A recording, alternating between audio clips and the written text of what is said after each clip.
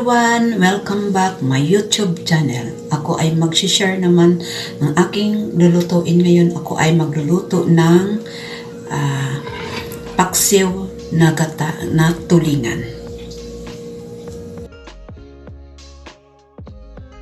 Aking mga ingredients, isang malaking tulingan na isda.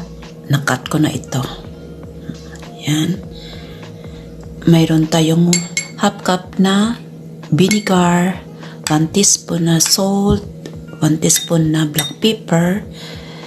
Mayroon tayong loyang ginger, depende sa iyo kung ano marami, garlic, onion, water, 1 cup, at saka gata na 1 can. Tapos gagawa tayo ng gulay niyan na talong sa ilalim. Yan, mga isang pirasong malaki. Tapos iprito natin muna ang ating isda sa cooking oil.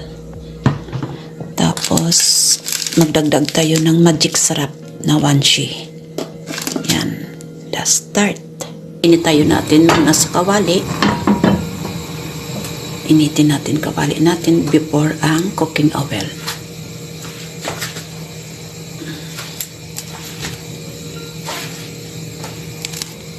Yan, mainit na. Mabilis lang. Naglagay tayo ng cooking oil. Iprito natin ang ating isda. Ito ang teknik niya.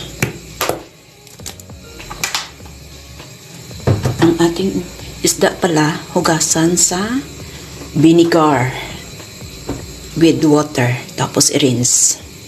Kasi para makuha ang kanyang lansa.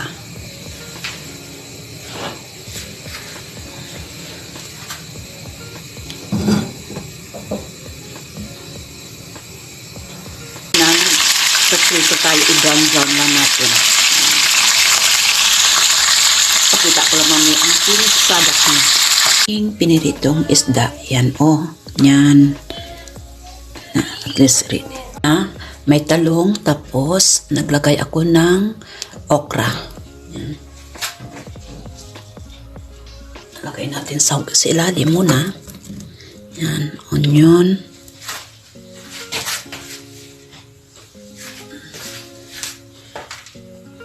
Ginger. Garlic. Yan.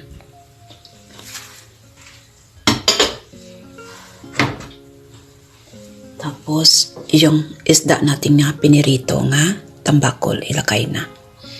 Yan o. Yan o natin. Sa lansan.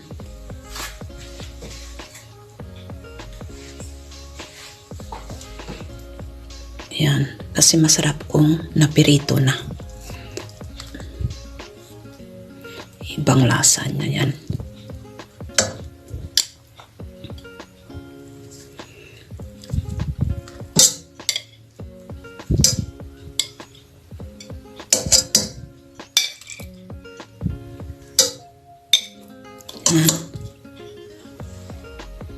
Nga ingredients niya, yan, ilagay natin sa taas para magsarap.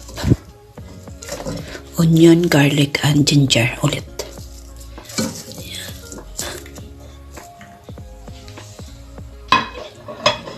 Tapos ilagay ang black pepper, halo na yan dyan. Magic sarap. Salt. Yan. Vinegar.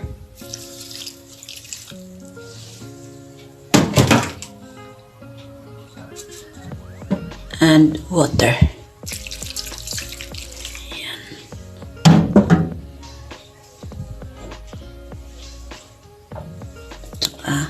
Gata. Lagyan natin ng half muna.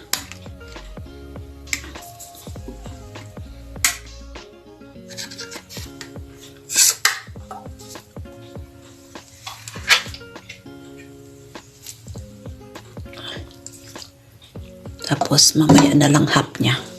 Okay. Ang sikan niyang gata, nalagay ko na. Yan. Sarap to. Sarap tong paksiw na isda nga sa gata.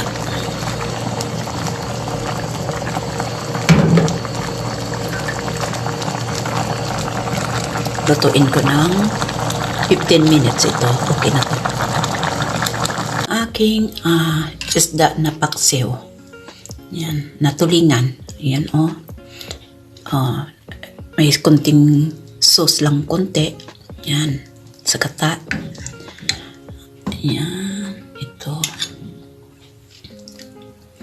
Please like, subscribe, and please click notification bell para updated kayo sa aking ginaluto. God bless you all. Pagpalain kayo ng Panginoon. Bye-bye.